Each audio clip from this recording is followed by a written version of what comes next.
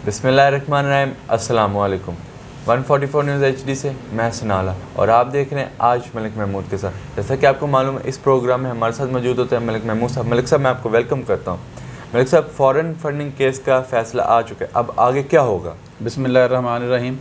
मैं बिल्कुल इख्तिसार के साथ थोड़ा सा मैं बताना चाहूँगा इस फ़ैसले के तनाज़ुर में। ये PTI के बानी रुकन अकबर एस बाबर साहब ने ये दायर किया था तकरीबन 8 साल पहले 2014 में, जिसका फ़ैसला अब आया और बहुत सी समातें हुई, फिर ये चैलेंज भी हुआ, स्टे भी हुए, ये समात रुकवाने के लिए भी काफ़ी कुछ हुआ PTI की तरफ से। फाइनली आज फ़ैसला आ गया। उसमें दो चीज़ें मैं समझाना चाहूँगा जो कि बहुत ज़रूरी है नाज़रीन के लिए। नंबर 1 ममनुआ फ़ंडिंग, नंबर 2 फ़ॉरेन फ़ंडिंग। ये दोनों डिफरेंट चीज़ें हैं, अलग अलग चीज़ें हैं। जो ममनुआ फ़ंडिंग की हद तक बात है वो बड़ी सिंपल है। अगर ममनुआ फ़ंडिंग की हद तक बात हो तो उसमें ये होता है कि जो आइन है उसके मुताबिक जो फ़ंडिंग जितनी अमाउंट हो वो ज़ब्त हो जाती है। नंबर 2 जो फ़ॉरेन फ़ंडिंग है वो गलत, वो इंतहाई डेंजरस है। वो इसलिए डेंजरस है कि पाकिस्तान का आइन ये कहता है कि कोई भी पॉलिटिकल जो पार्टी है, सियासी पार्टी है, वो किसी भी गैर मुल्की से खा वो पाकिस्तानी ही क्यों ना हो, लेकिन वो नेशनल किसी और मुल्क का हो तो उससे फ़ंडिंग नहीं ले सकती। और लेकिन इस केस में ये हुआ है कि जो PTI है उसने इज़राइल और इंडिया समेत इंग्लैंड और अमेरिका, बहुत सारे जो ऑस्ट्रेलिया, बहुत सारे ममालिक से फ़ंडिंग ली, और जिसमें से तकरीबन कोई 34 के करीब इंडिविजुअल्स हैं और कुछ 350 के करीब जो हैं या इससे भी ज़्यादा कंपनीज़ हैं जिनसे फ़ंडिंग ली है, जो कि ख़तरनाक बात है। अब इसमें आगे चलते हैं। तरीक़ाकार इसका ये होगा कि अब ECP ने ये फ़ैसला दे दिया है, वफाकी गवर्नमेंट को उन्होंने ये भेज दिया है। अब वफाकी गवर्नमेंट इस पर रेफरेंस तैयार करेगी, अब वो इस पर अपनी राय कायम करेगी और बताएगी कि इसमें ये जो पार्टी है PTI ये फ़ॉरेन फंडेड है तो या ये ममनुआ फ़ंडिंग है। इस पे वो अपना रेफरेंस दायर करेंगे सुप्रीम कोर्ट में 15 दिन के अंदर अंदर, और फिर सुप्रीम कोर्ट इसमें फ़ैसला करेगी। अब इसमें दोनों ही इदारों का इम्तहान है, वफाकी गवर्नमेंट का भी इम्तहान है और सुप्रीम कोर्ट का भी इम्तहान है। अच्छा, मैं बात ये कर रहा था कि अगर फ़ॉरेन फंडिंग साबित होती है, जो कि हो चुकी है फ़ॉरेन फंडिंग साबित, तो फिर इसमें पार्टी भी जो है वो बैन हो सकती है, तमाम मेंबर डिस्क्वालीफाई हो सकते हैं, और चेयरमैन PTI जो हैं वो भी डिस्क्वालीफाई हो सकते हैं।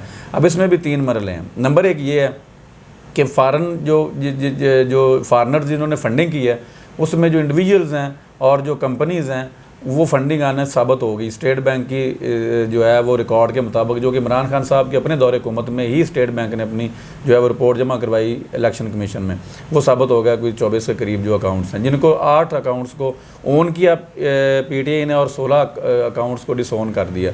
लेकिन वो 16 अकाउंट्स हैं उनमें से जो है वो असद कैसर साहब जो साबिक स्पीकर हैं कौमी असम्बली हैं, वो, इसके अलावा शाह फरमान साहब साबिक गवर्नर और कुछ वज़रा जो हैं उनके नाम पे वो अकाउंट्स हैं, और फिर इमरान खान साहब के अकाउंट नाम पे भी 2 अकाउंट्स हैं जो इनके ज़ाती अकाउंट्स हैं, वो भी हैं जिनको वो PTI ने डिसओन किया। अब इसमें बात 2-3 ख़तरनाक चीज़ें जो हैं जो कि इमरान खान साहब के लिए ख़तरनाक साबित हो सकती हैं, वो ये है कि जो पार्टी चेयरमैन होता है उसने इलेक्शन कमीशन में हर साल एक सर्टिफिकेट जमा करवाना होता है। आप उसको बयान अल्फ़ी कह लें या सर्टिफिकेट कह लें कि ये जो फंडिंग है, ये जो पैसे हैं ये फ़लाँ जगह से आए और ये मेरे इल्म में वगैरह वगैरह। तो इमरान खान साहब ने जो 2013-14 में जो सर्टिफिकेट जमा करवाए हैं वहाँ पे इमरान खान साहब के दस्तखत हैं ECP में, और उन्होंने इसको वेरीफाई किया है कि ये ठीक है जी, ये जो फ़ंड्स हैं मेरे इल्म में वगैरह वगैरह जो भी है।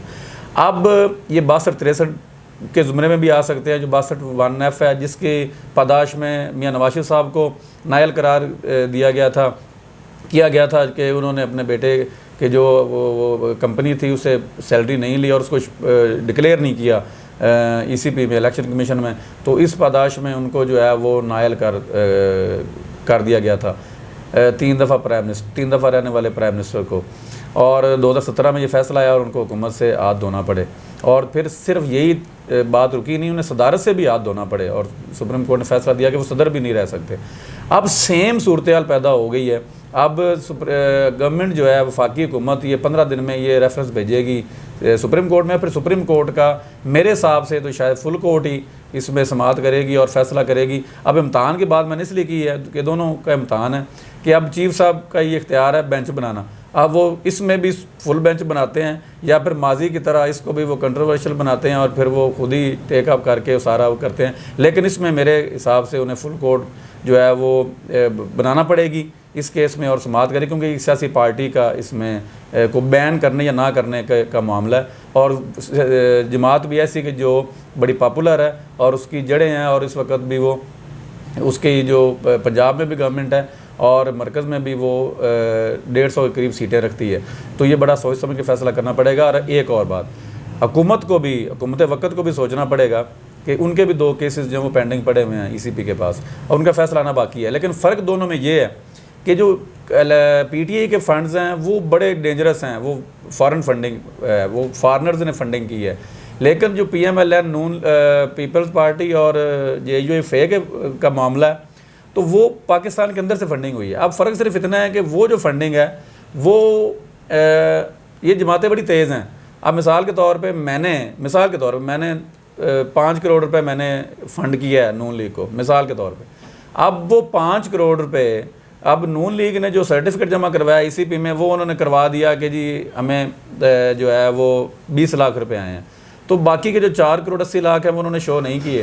तो वो ये कैश में ये फंडिंग हुई है, उनका कोई बैंकिंग रिकॉर्ड नहीं है, कोई ट्रांजैक्शन नहीं है।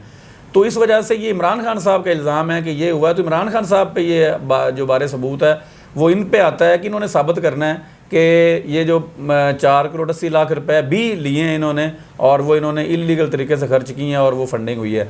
लेकिन उसमें वो सेफ़ साइड, इसलिए मैं ये कह रहा हूँ वो सेफ़ हैं क्योंकि वो पाकिस्तान के अंदर से मोस्टली उनके ऊपर जो एलिगेशन हैं कि उन्होंने फंडिंग ली है, और उनका भी उनके पास हिसाब किताब है। जो खर्च किए हैं या वो अलग बात है, ज़्यादा है कम शो की है, तो उनका भी वो सबूत नहीं है इमरान खान साहब के पास। लेकिन यहाँ पर तो सबूत मौजूद हैं, पूरी की पूरी मनी ट्रेल मौजूद है, स्टेट बैंक की रिपोर्ट मौजूद है, बैंकिंग ट्रांजैक्शंस हैं, तो इसको डिनाई नहीं किया जा सकता। अब मैं PTI को बड़ी मुश्किल में देख रहा हूँ, और चेयरमैन PTI को भी, क्योंकि उन्होंने एक एफिडेविट्स दिए हुए हैं ECP में, उसमें वो 62(1)(f) में आ सकते हैं, 62-63 की ज़द में आ सकते हैं, और इसके अलावा जमात भी बैन हो सकती है, और यहाँ तक कि पूरी की पूरी पार्टी जो है उसके जो मेंबर्स हैं वो नायल हो सकते हैं। अब ये गवर्नमेंट पर डिपेंड करता है कि वो रेफरेंस किस तरह का तैयार करते हैं, क्या हाथ हौला रखते हैं, या फिर इनको वो बिल्कुल वो फॉरेन फंडेड ही डिक्लेयर करके और वो रेफरेंस भेजेंगे सुप्रीम कोर्ट में। फिर सुप्रीम कोर्ट का इम्तहान शुरू होगा कि वो किस तरीके से इनको हैंडल करते हैं। आया वही पैमाना रखा जाता है जो मियाँ नवाज शरीफ साहब के लिए था 2017 में,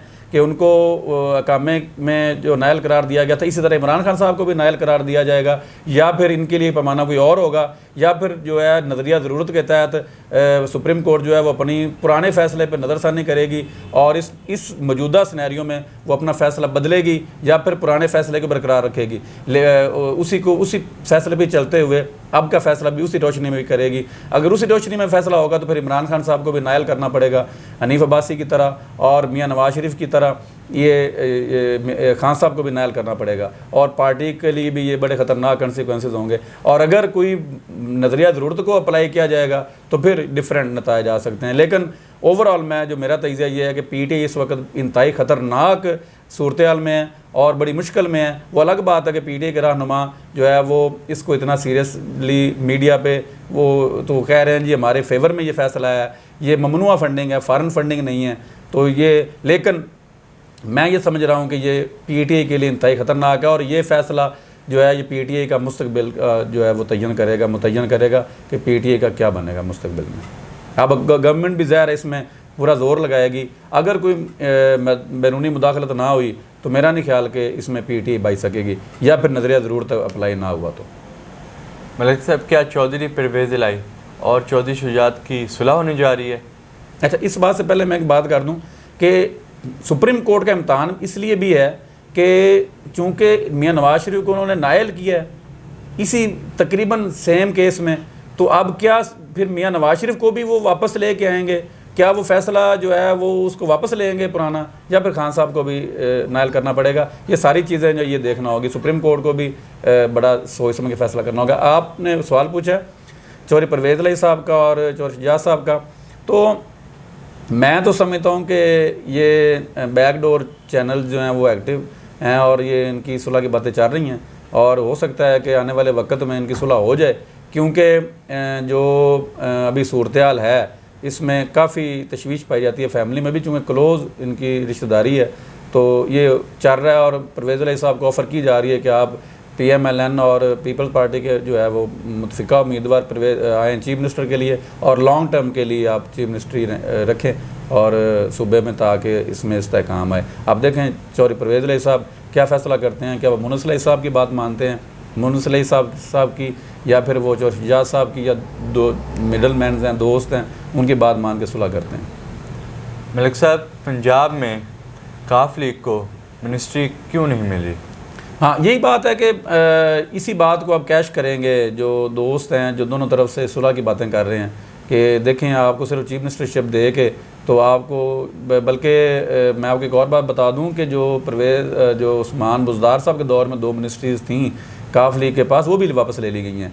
तो ज़ाहिर है आप दोस्त उनको कहेंगे कि देखें जी आपको तो सिर्फ डमी आपको चीफ मिनिस्टर बनाया हुआ है, इनफैक्ट तो आपकी कबीना सारी PTA की है और आपके पास तो कुछ भी नहीं है, तो आप बजाय यहाँ पे रहने के आप चौधरी शहजाद साहब के और नून लीग के और पीपल्स पार्टी के चीफ मिनिस्टर के तौर पे, कैंडिडेट के तौर पे आप आएँ तो वो ज़्यादा आपके लिए बेहतर होगा, इज़्ज़त भी होगी।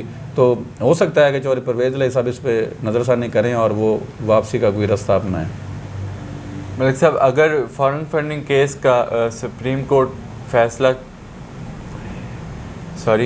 अगर फॉरेन फंडिंग का केस सुप्रीम कोर्ट में जाता है तो सुप्रीम कोर्ट क्या कह रहेगी? अच्छा, अगर नहीं आता सुप्रीम कोर्ट में डेफिनेटली जाएगा। ये करना ही सुप्रीम कोर्ट ने, इख्तियार ही सुप्रीम कोर्ट का। फेडरल गवर्नमेंट इसको भेजेगी, रेफरेंस भेजेगी 15 दिन के अंदर अंदर। मैंने जैसा कि पहले इब्तदाइया में आपको सारा ब्रीफली आपको सारी मैंने बताया कि ये फेडरल गवर्नमेंट केस बनाएगी, रेफरेंस बनाएगी और वो सुप्रीम कोर्ट में 15 दिन के अंदर अंदर भेजेगी और सुप्रीम कोर्ट ने ही फाइनली इसको डिसाइड करना है कि ये क्या इसका फ़ैसला करना है। क्या उन्होंने ये जो फॉरेन फंडिंग हुई है इसको फॉरेन फंडिंग के तौर पे लेना है इस ECP के फ़ैसले को, या फिर ममनुआ फंडिंग के तौर पे लेना है। लेकिन वो अलग बात है कि ऑर्डर, मैं इसमें वजाहत कर दूं कि जो ECP के जो ऑर्डर आया है, तफसीली फ़ैसला है, उसमें उन्होंने ममनुआ फंडिंग की रोशनी में और ममनुआ फंडिंग के अल्फाज इस्तेमाल किए हैं। लेकिन साथ साथ उन्होंने ये भी बताया कि फॉरनर्स ने फंडिंग की है और जो आइन है उसमें तो ये इजाज़त ही नहीं है ना सियासी पार्टी को फंडिंग लेने की। और इसमें तो एक और बड़ा ख़तरनाक काम हुआ है, वो जो क्लार्क हैं, वो जो साइमन क्लार्क जो सहाफ़ी जिन्होंने फाइनेंशियल टाइम्स में अपनी स्टोरी शाया की है, उन्होंने कहा है कि मैंने पूछा वहाँ पे जाके जो वुटन जो क्रिकेट क्लब था वहाँ पे जो लोग आए हुए थे उनसे पूछा कि आपने फंडिंग की है तो आपको पता ही आपका फ़ंड कहाँ पे गया। तो उन्होंने लाइलमी का इज़हार किया, उन्होंने कहा हमने चैरिटी की है, हमें नहीं पता कि ये कहाँ गया है। तो जब उन्हें पता चला कि ये तो सियासी जमात के लिए ये पैसे गए हैं तो वो भी हैरान रह गए। अब इसमें जो आइन है वो कहता है कि इसमें कोई भी गैर ममालक का कोई भी सरबरा, कोई भी रुकन, कोई भी इंडिविजुअल आप सियासी जमात को फंडिंग नहीं कर सकता। लेकिन इसमें दुबई के जो एक वज़ीर हैं और शाही ख़ानदान के रुकन हैं, उन्होंने भी कोई मेरे ख्याल में 20 लाख डॉलर के करीब उन्होंने पैसे दिए ये आरिफ नकवी साहब को, और फिर इन्होंने उनमें से 12 लाख जो डॉलर्स हैं वो PTA के अकाउंट में ट्रांसफ़र किए वगैरह। तो काफ़ी ये गंभीर चीज़ है। PTA इस वक्त फंस गई है बड़ी बुरी तरह।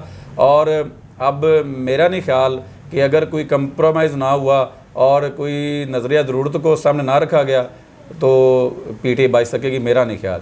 तो रही बात आगे सुप्रीम कोर्ट में, अब ये केस ज़ाहिर जाएगा 15 दिन के अंदर अंदर, तो सुप्रीम कोर्ट डिसाइड करेगी कि इसमें क्या करना है। अब देखते हैं आगे क्या बनता है। बहुत बहुत शुक्रिया आपके टाइम का मलिक साहब। 144 न्यूज़ HD से फिल वक्त इतना ही, इजाज़त चाहता हूँ। खुदा हाफिज़।